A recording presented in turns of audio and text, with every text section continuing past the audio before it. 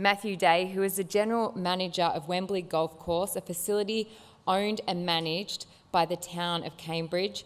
During his tenure, Wembley Golf Course and the town of Cambridge has invested in a significant improvement program with major capital expenditure not seen at any other council-owned golf facility in Australia. So I'm really looking forward to hearing exactly what they're doing there. So please, Matthew, welcome to the stage.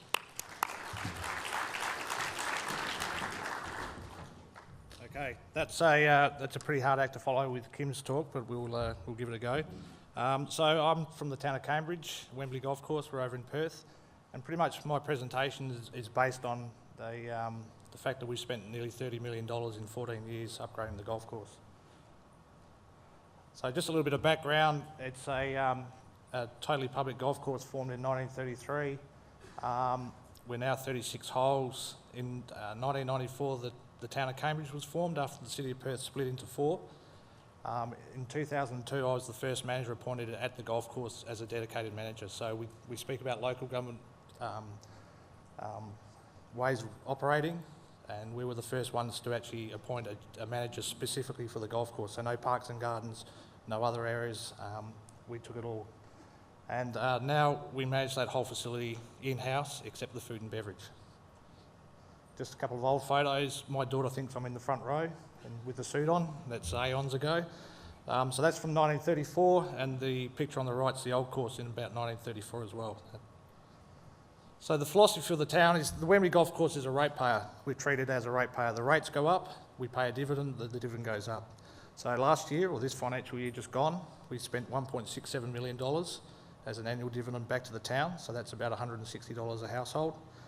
We fund all of our works from our revenue streams. So everything that you'll see that we've done today comes from the revenue. We don't get $1 from the town of Cambridge for any assistance at all. The funding model is generally a combination of Treasury loans, state Treasury loans, and in-house loans from the town. So they loan us the money, and then I have to pay them back at a commercial rate of return, so no free lunches. The focus now for us is more on non-golfing streams. As Kim was talking, we're looking at other things to do. We're actually building a mini golf course, not a short golf course. We're probably not quite as good. And a community hub where the ratepayers can come and use the facility, that they don't have to be golfers. So 2002, I was appointed. Our initial vision really was just to get Wembley Golf Course back to where it used to be as a leader in the market. It'd been run down, hadn't spent a lot of money on it. And at that stage, Collier Park and Burswood Golf Course were probably the benchmark facilities that we looked at. First couple of years, I spent $900,000 of their reserve money, or the golf course reserve money, just getting machinery, tees and greens, paths, the things that had been neglected, change rooms. We built some new change rooms. Once we went through that process, we really then thought, how can we improve from here? And we come up with a sort of a centre of excellence as a concept. The key drivers, though, were the strong support from the CEO, the director that I answer to, and ultimately the council who make the decisions and provide the money to us. What we've done is three stages of work, and now we're almost there, 14 years after we started. So stage one was the irrigation system, the biggest project we really did. It got the golf course back to a condition where we had really good quality turf surfaces. Took us nearly a year and a half to do, $2.8 million budget. The key thing for us was we built two lakes in a position that was actually the hardest place to put the lakes. And the reason we did it was we thought we might do a future food and beverage upgrade, and 11 years later that decision has paid off. So that's the view from the new balcony at our new F&B centre, which is opening this week, I hope. Picture on the left is from the balcony looking out towards one of the irrigation lakes. The picture on the right is looking from the 9th tee up towards the new building, and you can see one of the irrigation lakes there. So we took the hard decision 11 years ago, but it's now paying off. Stage two, we decided then we would look at our driving range. So we had a 30-bay driving range. It was 40, 50 years old. It was called the Cattle Shed. It went well. It made $550,000 a year for about 4 million balls, but very poor condition, falling apart. It wasn't very good. So I was lucky enough in 2006, the council sent me to America to start looking at automated driving ranges. How could we improve? What could we do? And I prepared a 130-page report for the council to have a look at. That included some assistance from Picture Partners as far as business modelling and DTZ as far as leasing and those sort of things. So that's a picture of the old driving range. It was literally a cattle shed. Functional, but it was coming to the end of its life. This is the first concept that we came up to, which was based on a $20,000 budget, 3 levels, a little bit like more parks, a teaching room and a function room separate to the facility that we ended up with. So we went on a site visit. We went with the architect, myself, the director from the town, and the pro shop tenant. We went to 11 cities, 6 countries, 18 days. It was a bit of a wacky races trip around. We went to 16 ranges. We also went to Range Automation Systems in Phoenix and Range Servant in Sweden because they were the 2 automated systems we were looking at. The importance for that was we were building the driving range around this automation, so it was very important to get that right. What happened was we came back with a totally different model. We basically scrapped that design, the architect scrapped it and we redesigned it. We've added function room, storage, 2 levels, and it was all based around that automation, so the ball's popping up. So some of the places we went, Desert Pines in Las Vegas, a place at Skokie in Chicago called the Golf Centre, which is now, that driver's probably non-conforming. Me looking a little bit grumpy there in Gothenburg because I think it was about 1 degree. That's in Gothenburg, Sweden. That was the first prototype for Range Automation Systems for their automated T. And Chelsea Piers in New York. So if you ever go to Manhattan, that's a great facility. It's on the water. It's an amazing driving range. I think it's 5 levels. It's just a cool place to go. And this is what we came up with. So the design was totally revamped. Function room teaching, 80 bays, 2 levels, 5 teaching bays. So we developed the tenders from scratch, architects, range automation, we went through that whole process. Started work in 2009 and we didn't have a project manager. So myself and the director were project managers and we learned some lessons pretty hard. We built a golf shop, we redid the golf shop, we did the buggy sheds, car parking works, we built about 120 bays. So it was a big project. And during that, council decided that they would like to take the golf operations in-house. So halfway through construction, we got thrown the task of now running the entire golf course. We did 18 council reports, so we're talking about local government, and opened the range in August 2010. So the total spend for that project was about $13.5 million plus GST. That's a straight state treasury loan that we renegotiate every 5 years. So luckily now we've just renegotiated. I think we're paying about 2.8% or 2.9%, so that's better than the 7% that we started at. So just to give you an idea, oops.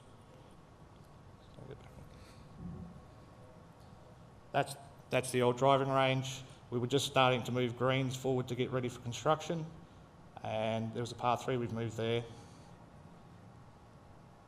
And this is the final project at about January 2011, new range, new putting greens, new short game area, revamped shop.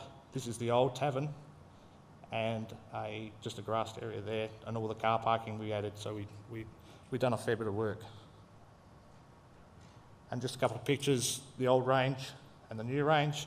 We used Nick O'Hearn for a bit of promotion, so he's hitting golf balls over the old range, and we got TV coverage out of that. Nick O'Hearn's a fantastic guy, true gentleman, and that was a good exposure for us.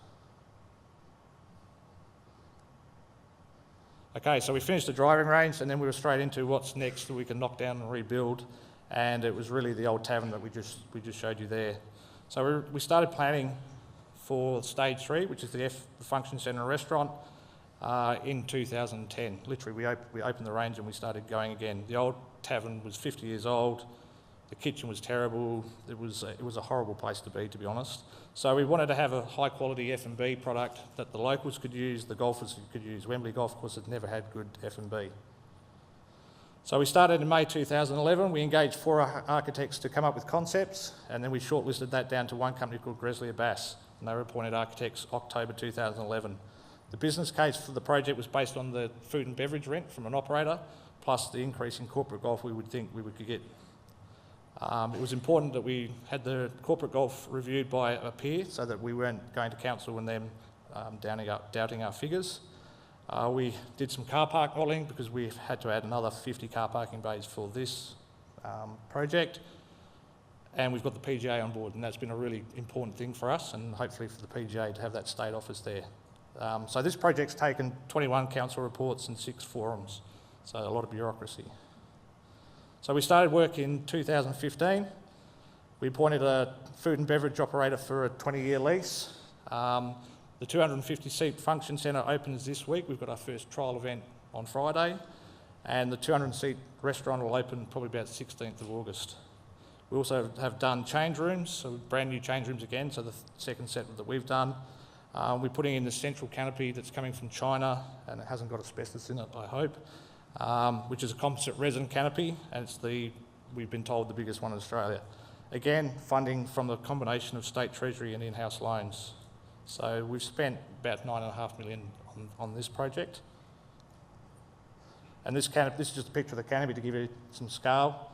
Obviously, the Chinese working conditions, the safety equipment's not quite up to what it is, but it's a large gold wing canopy that's coming. So that's the last part of this project that we're going to do. And just some photos. These were taken last week, so we're sort of progressing from there. The picture on the left is the view of the balcony towards the driving range. The picture on the right is where our playground is going. We're building a playground as well, so it's part of the other project. And mini golf's over on this side. So this photo was taken last week, and just gives an idea. The F&B, brand new F&B building, function centre, restaurant. This is the new toilets, change rooms and kiosk. You can see 4 holes of the mini golf, not the short form golf, are concreted up, 2 are shaped up, and in here we're putting the playground. So we're putting in a $400,000 playground and another putting green and more car parking. So hopefully we're near to the end of the work. So as part of stage 3, we wanted to have a community hub. So we're attracting non-golfers to the facility, and this is a key that I think we've spoken about, a lot of people have spoken about today, is attracting non-golfers to come and visit your facility. So we did our first conceptual mini golf design in November 2010 with Richard Chamberlain. Is Richard here? Where's Richard? He's right up the back, and he's done a fantastic job for us. It's taken us 5 years, 7 versions, and a lot of inputs. And that's generally my CEO, who likes to have a red pen and scribble and say no to things. So we did a lot of site visits. We visited the leading places, Parkwood, Vic Park, Yarra Bend, and we wanted to learn the lessons from those facilities and see the good things, and obviously if there's anything bad to try and learn. The major thing that we did was we added wheelchair access like Yarra Bend, and we have got 9 holes now. The first 9 holes are wheelchair accessible. Importantly, again, for the council, we had a peer review of our business case for the mini golf so that they were happy with what we were providing. And importantly, there was no business case for the playground. So in 14 years, that's the only project I haven't had to demonstrate a return on investment, because you can't demonstrate a return on investment on the playground, I don't think. We're making the pro shop bigger again by 80 square metres. We're building up our short game up to 4,500 square metres, which is really important for our teaching. We're putting a little ceremony pavilion next to the lake. So this little area here, we're putting a ceremony area. We've already got a wedding booked on, I think about the 18th of October for 250 people at the ceremony. So we've had to make the ceremony area bigger just to cater for those sort of events. So hopefully, October this year, we complete the mini golf project, and that was a spend of $3.5 million plus GST. So combined, I think we've spent nearly $30 million in 14 years. Luckily, the town of Cambridge is only 26,000 people. It's a small council, so it's a big deal for Wembley Golf Course to be looked after. It's their only revenue source of generation apart from their rates. So we're sort of the big fish in the little pond, if you like. Just to give you some photos of the mini golf design, just to see how we shaped it up like a golf hole. So Richard's coming in, we've got the mounds in, and then we try and work out where water's going, where the balls are going. Pace of play was important for us. So these are quite big holes. This is probably 11, 12 metre long mini golf hole and about 5 or 6 metres wide. So they're a little bit bigger than the normal standard hole. And just 2 different views. The view from the left is back up towards the driving range, and we've got the paths going in for the wheelchair accessible stuff so they can come on and off and play as many of those holes on the surface as possible. And on the right, we've got the view from the upper level of the driving range going back towards the new F&B building, which that's all now finished, and the hole is starting to go in. Part of the design for the mini golf, there's about 120 trees being planted in there, so there's about $400,000 worth of landscaping. And next for us, well, really, hopefully that's the end of the big projects. We're looking at building some new maintenance facilities in maybe 2018-19, which will be probably close to $2 million. We're trying to get our focus back on the golf courses, improve the services and the experience. We're looking at new POS systems and new booking systems. There is a sort of long-term proposition for some on-site accommodation, but hopefully I'm not there when they're doing that, because that could be super messy. That's going to be a big project, but that's probably a 10, 15 year sort of down the path. And no more hard hat and high vis for a while. Thank you.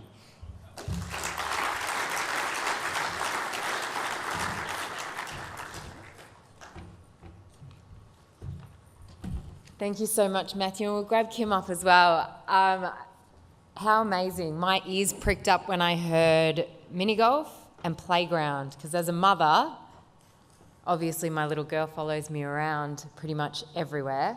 And what better way to be able to get a mum like myself down there is to have a playground and mini golf. That's just how it is as a mum's life. Now we invite everyone or anyone that has questions. There's a microphone on either side. Please feel free to come up, your name, where you're from, and the question, please. G'day, Kim and Matt, and congratulations on your transformations. It's Paul Hardy from Golf Australia. My question is, I often hear people say there's too many golf courses and clubs and courses are struggling, yet you've both gone through quite a transformation and invested a lot of money. So what would be your comment when you hear those sorts of things and in relation to what you've been able to do? That's very relevant for us. We have 7 golf courses within 7 kilometres in that part of Sydney, and it's highly competitive. Private golf courses, council golf courses, and ours is a state-run golf course.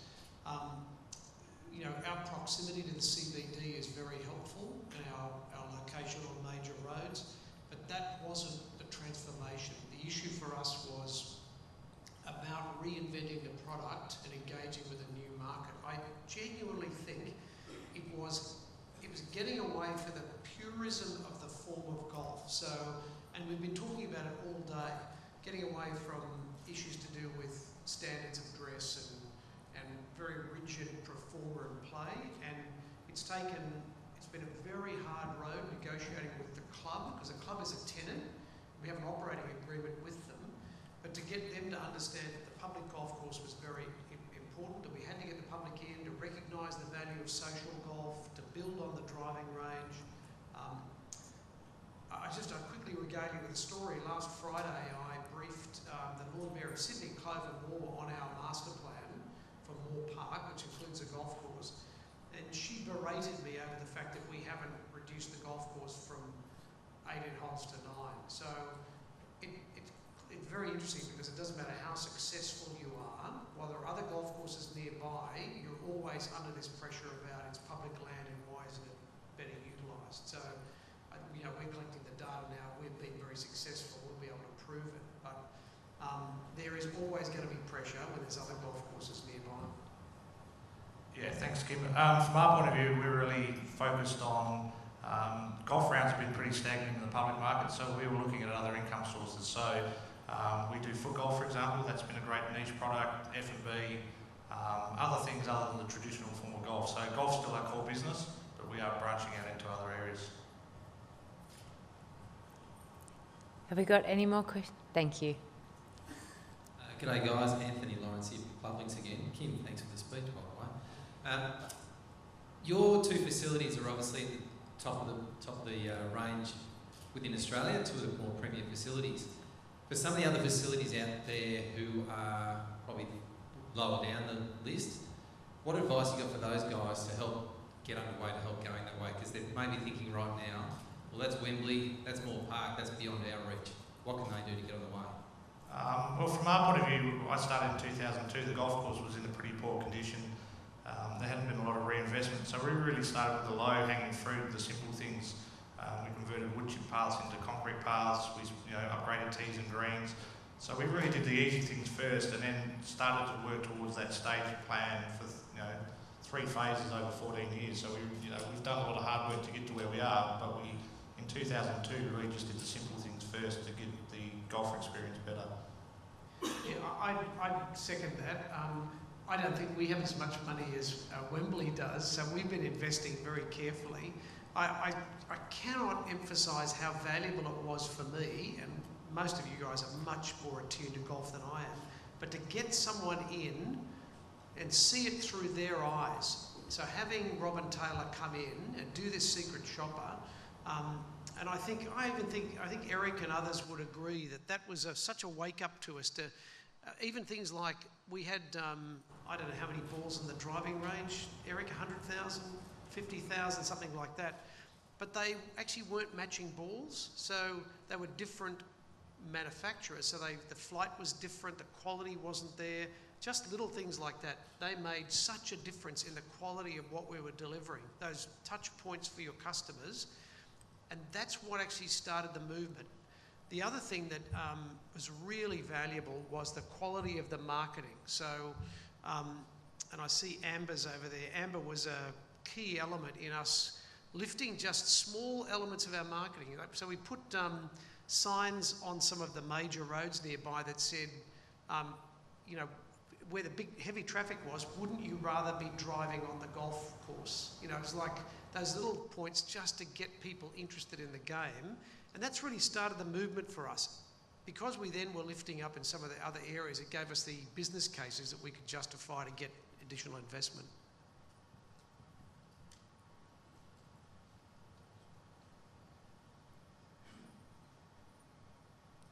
Hi, thank you both for excellent presentations. Dale Marshall's my name. I wear a number of different hats, but today my husband and I are part of a consortium that have the long-term lease at Yarra Bend.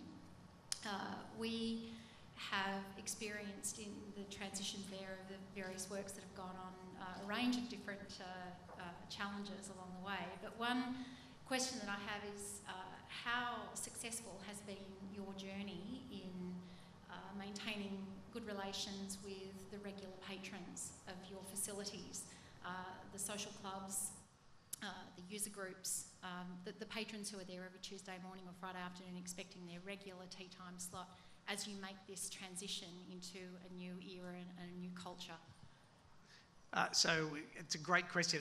Yarra Bend's been really instrumental in my transition as well, because I visited your golf course a number of times learning about golf, and I've seen your changes and learned a lot from what happens. And that's been another very important thing for me, is to go to other golf courses and see what they're doing. So when we started at Moore Park, the club there, and they're good people, but they were very traditional and they hated the change we were going through. And I think my team and the Club Links team really were struggling to get that transition done. And it's been a process of consistent engagement and information. And I think now it's taken us 5 years, but we've won them over by just the quality of customer service. And in fact, we've even reached the point now where they've approached us to get them to assist the management of the club. So it's even gone another level up. The other side of it is that the team at Moore Park have had a focus on social golf, so they're very keen to be able to get groups coming in on a regular basis, and so that's been part of our databasing and our social media program, is to provide those people with another level of information about the course and what's going on. I think that's helped a lot with the transformation of their attitude towards us. Yeah, and from Wembley's point of view, we're a little bit different. We don't have a traditional membership as such. We have 22 user groups that play there from Monday to Sunday. I think the oldest group has been there since 1956, and they like to tell me that every time they talk to me. So what we've done, the driving range, we didn't probably do that very well. We just built it. We thought it was a great project and we did it. With the F&B, we've worked through the consultation process a lot with the clubs or groups.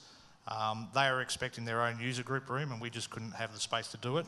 But we've worked through that consultation. We held 4 or 5 workshops through the whole construction process to run through what we're doing.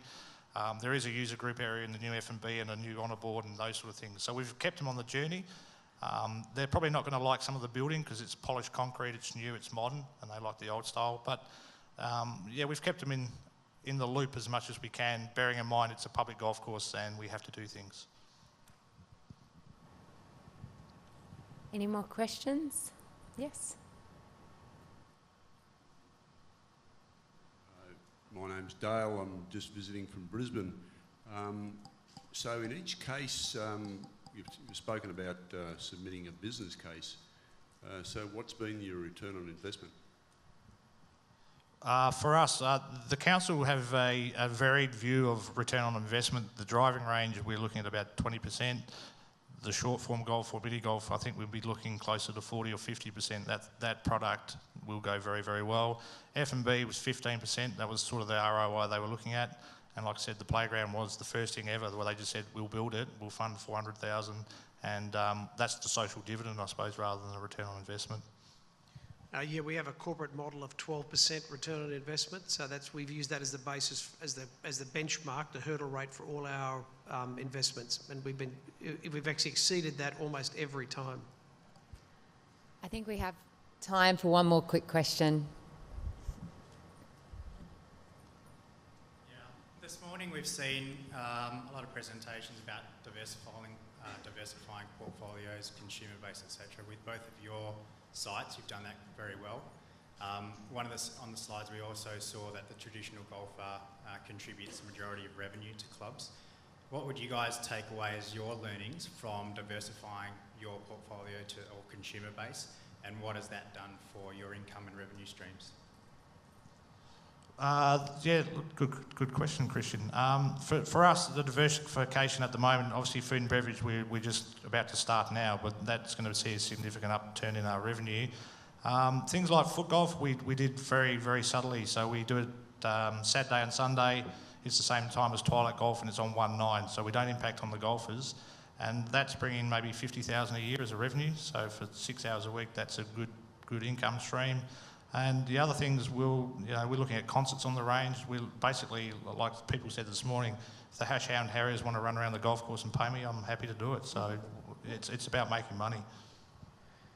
Yeah, and there's no question for us, if we had stayed with the traditional form of golf, and while it's really important for us, it's the core of our business, if we had stayed with that, our business would have continued to decline. So the diversification is the only way to appeal to a wider audience, and that means in many cases a younger audience, and it's really the only areas of growth we've had in the business. So the traditional golf has been strong but reasonably static. All of the growth has come through these new areas, through improvements to the driving range, through different products being offered, through the food and beverage, through the corporate golf, through the events. It's now the area that we'll be focusing on, and the new short form golf will be the next big change. Again, diversification, brand new market. Thank you so much. Wasn't that wonderful? Learned so much